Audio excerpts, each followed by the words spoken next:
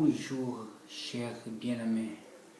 Je vous souhaite une bonne année 2013 avec santé, prospérité et bonheur.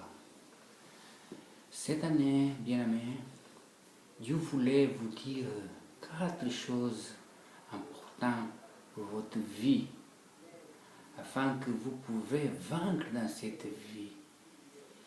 Je viens pour vous parler de repentance, parce que Dieu appelle son peuple tous les jours à la repentance.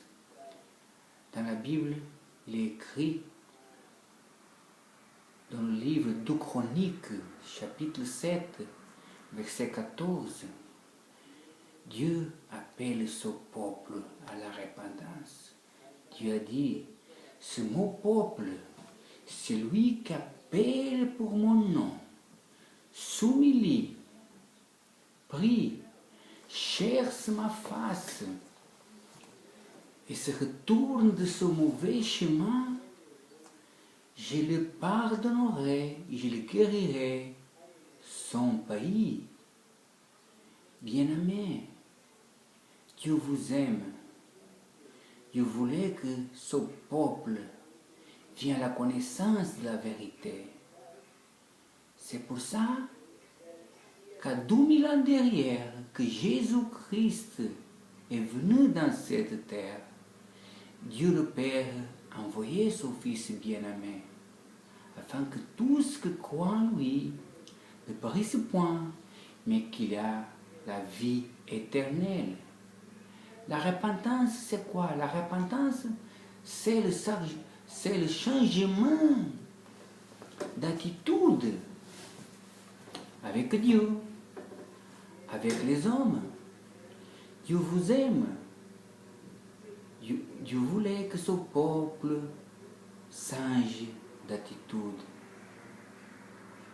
Dieu appelle son peuple à la repentance. Dieu voulait que son peuple soit sauvé, qu'il vienne à la connaissance de la vérité. Une question que quelqu'un peut le faire. Je dois repentir de quoi? Les mauvaises attitudes avec ton prochain. Il faut pardonner. Jésus dit, un nouveau commandement je vous donne. Aimez votre Dieu de toute votre âme, de toute votre tête, de tout votre cœur. Et aimez votre prochain comme à toi-même.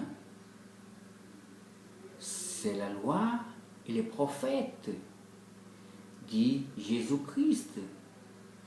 C'est pour cela que cette année 2013, Dieu voulait que son peuple vive une vie en paix, en succès, que vive de gloire en gloire. Il faut repentir de l'idolâtrie. Il faut repentir de la prostitution. Il faut repentir de toutes les choses mauvaises.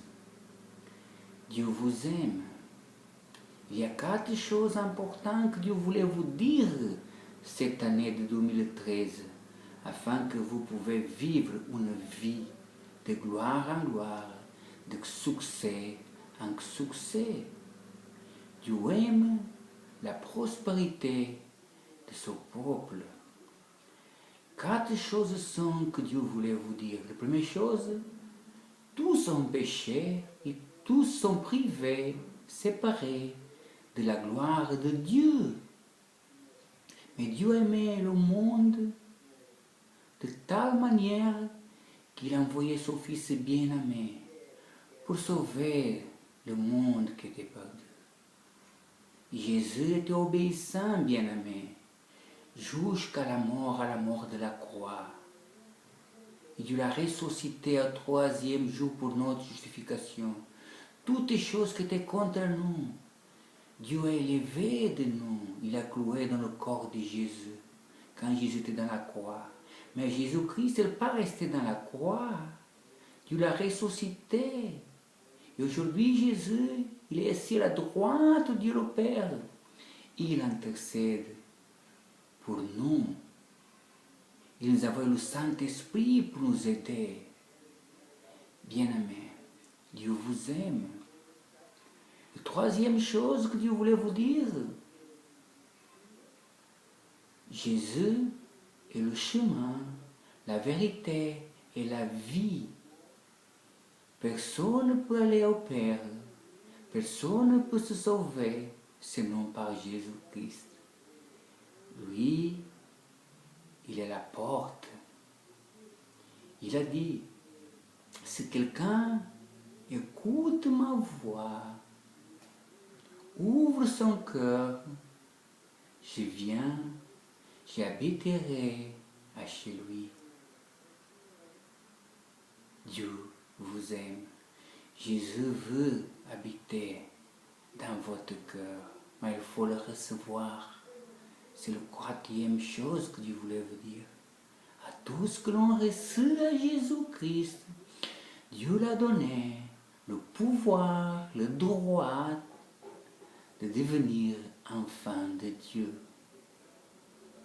Bien-aimés, si vous voulez être enfant de Dieu, si vous voulez être réconcilié avec Dieu,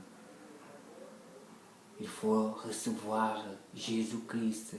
Il faut accepter comme votre Seigneur et Sauveur personnel. N'oubliez pas, Dieu vous aime.